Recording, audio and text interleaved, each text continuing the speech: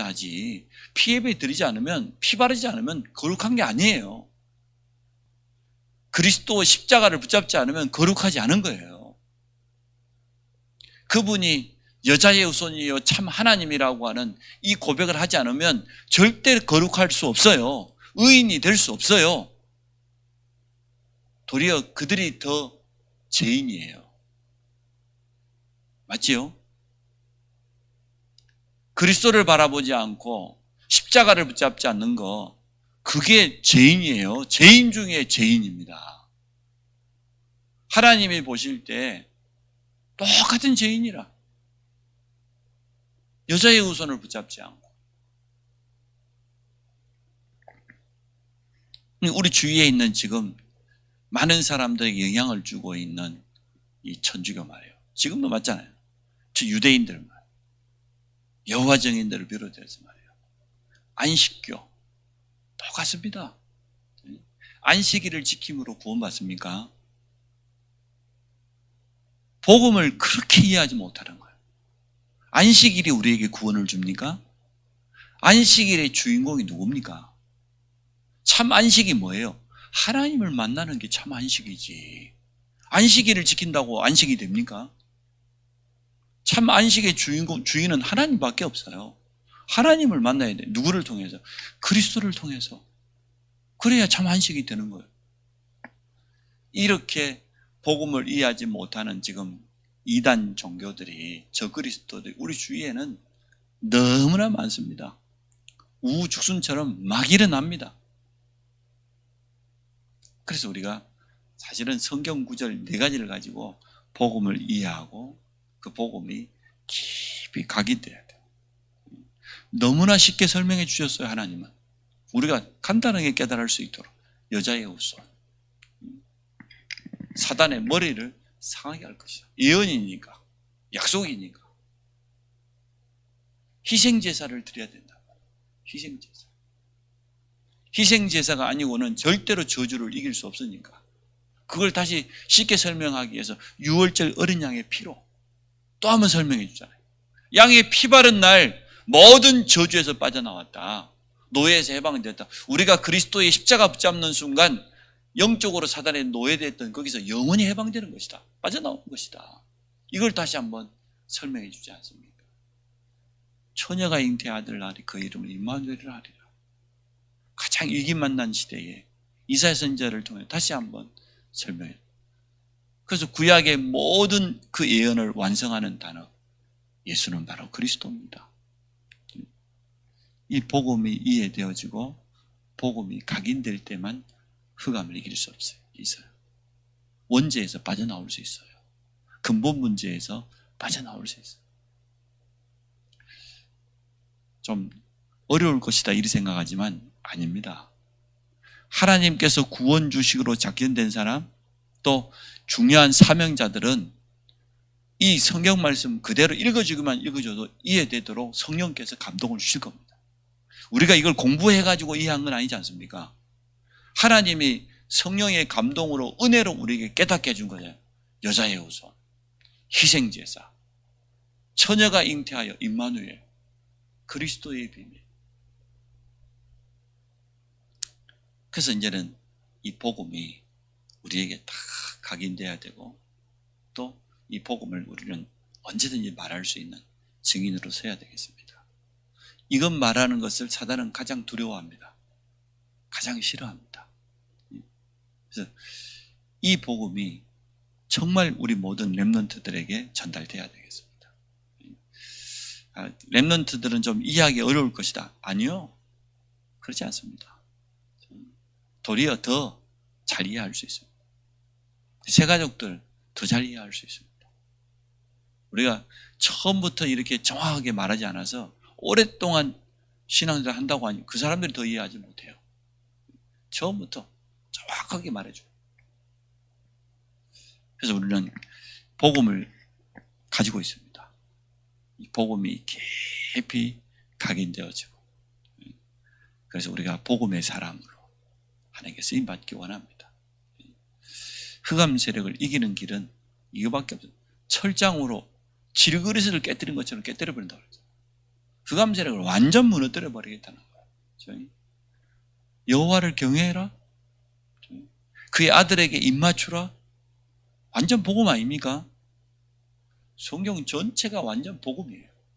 어디를 펼쳐도 그 속에서 여자의 후손, 희생제사, 임마누엘의 주인공, 그리스도가 성경 전체에는 계속 나타납니다. 세상의 군왕들이, 관원들이 나서서 열방의 많은 힘 있는 사람들이 나서 여호와를 비추어요? 여호와를 대적할 수 있어요? 그의 기름 부음 받은 자를 대적할 수가 있습니까?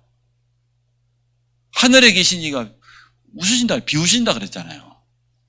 그게 맞지 않습니까? 내가 나의 왕을 보내겠다. 참 왕을 보내겠다 말이에요. 성경 전체가 그리스도의 복음이 너무나 잘 나와 있습니다. 어디를 펼쳐도 우리는 복음을 딱 복음의 눈으로 성경을 보고 우리 앞에 일어나는 모든 것도 복음의 눈으로 그리 봐야 됩니다. 특히 사람, 특히 일, 문제, 사건 이걸 복음으로 각인되면 복음의 눈으로 보게 되겠죠. 그럼 모든 사람을 어떻게 합니까? 용서하고 이해하고 사랑하고. 첫째는 이해가 돼야 두 번째 용서가 됩니다. 영적으로 이해 안 되는데 용서? 그건 사랑 아닙니다. 그래서 영적인 눈으로 보니까 복음의 눈으로 보니까 그럴 수밖에 없었구나. 이해가 되니까 용서가 되죠. 그러니까 용서가 되니까 도리어 실수한 사람도 품어주고 사랑하는 거죠. 함께 갈 수 있는 거죠. 또 많은 일들 앞에서 문제 앞에서 염려하는 것이 아니라 도리어요. 그 속에서 언제나 하나님의 뜻, 하나님의 계획 이게 발견되죠. 그럼 어떻게 됩니까? 감사하면서도 담대해지죠. 그게 우리의죠. 맞잖아요. 문제가 왔는데 알고 보니까 문제가 아니에요. 하나님이 허락하신 거죠.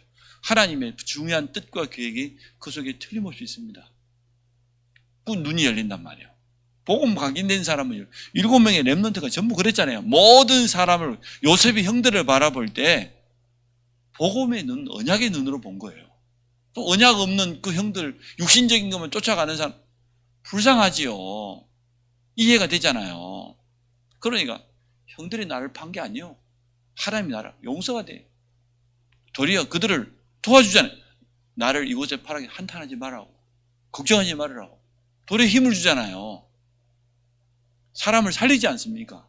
도리어 문제를 만났을 때도 마찬가지고. 우리 인생길을 걸어가면서 얼마나 문제가 많이 있겠습니까?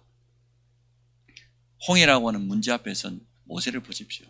문제가 아니고 하나님의 뜻과 계획은 가만히 서서 오늘 너희를 위하여 구원을 행하실 하나님의 능력을, 그게 하나님의 뜻이란 말이에요. 즉 우리를 쫓아오는 애국군대는 전부 수장시키고 말이에요. 6월절 어린 양의 피 바른 우리는 홍해를 마른 땅처럼 건너가. 그게 하나님의 뜻이에요. 우리가 담대하게 고백해 버리잖아요. 두려워하지 말으라고. 확실한 증거를 얻지 않습니다. 문제가 우리에게는 확실한 증거입니다. 많은 사람 앞에 말할 수밖에 없는 증거가 되어집니다. 이게 복음의 사람이에요. 복음이 이렇게 쫙 뿌리 내려야 사람도 제대로 보고 우리 앞에 일어나는 모든 일과 사건, 문제도 제대로 봅니다. 그게 다지 않습니까? 우리가 맞잖아요. 우리가 살아가면서 사역을 해나가면서 결국은 사람하고 일입니다. 우리 앞에 일어나는 교회 생활하면서도 결국은 성도들과의 관계와 일입니다. 그게 문제를 보여버렸다? 아니요. 복음이 각인되어 있으면 문제부터 아니라 해답부터 보여요. 이게 맞구나. 이게 하나님의 뜻이구나. 그러면 감사할 수 있어요. 아무것도 문제되지 않아요. 이렇게 복음이 완전 각인되어지는 이런 축복을 누리시기 바랍니다. 우리가 복음이 늘 각인되어지고 또 복음의 눈으로 모든 것을 보기 시작하면, 해석하기 시작하면 성령께서 이러한 지혜를 틀림없이 주실 겁니다. 그래서 우리는 모든 사람을 살리고 모든 일과 사건, 문제를 전부 축복으로, 그게 복음이에요. 복음의 능력은 그런 겁니다. 오늘도 이러한 응답을 현장에서 누리시기 바랍니다. 성경 속에 있는 복음을 정확하게 깨달을 수 있도록 축복하신 하나님께 감사를 드립니다. 복음의 눈을 가지고 모든 사람을 보게 하여 주시고 복음의 눈으로 우리 앞에 일어나는 모든 일과 문제까지도 볼 수 있도록 축복하여 주옵소서. 우리 주 예수 그리스도 이름으로 기도합니다. 아멘. 하늘에 계신 우리 아버지여, 이름이 거룩히 여김을 받으시오며 나라 임하시오며 뜻이 하늘에서 이룬 것 같이 땅에서도 이루어지이다. 오늘 우리에게 일용할 양식을 주옵시고 우리가 우리에게 죄진 자를 사해 준 것 같이 우리 죄를 사하여 주옵시고 우리를 시험에 들게 하지 마옵시며 다만 악에서 구하옵소서. 나라와 권세와 영광이 아버지께 영원히 있사옵나이다.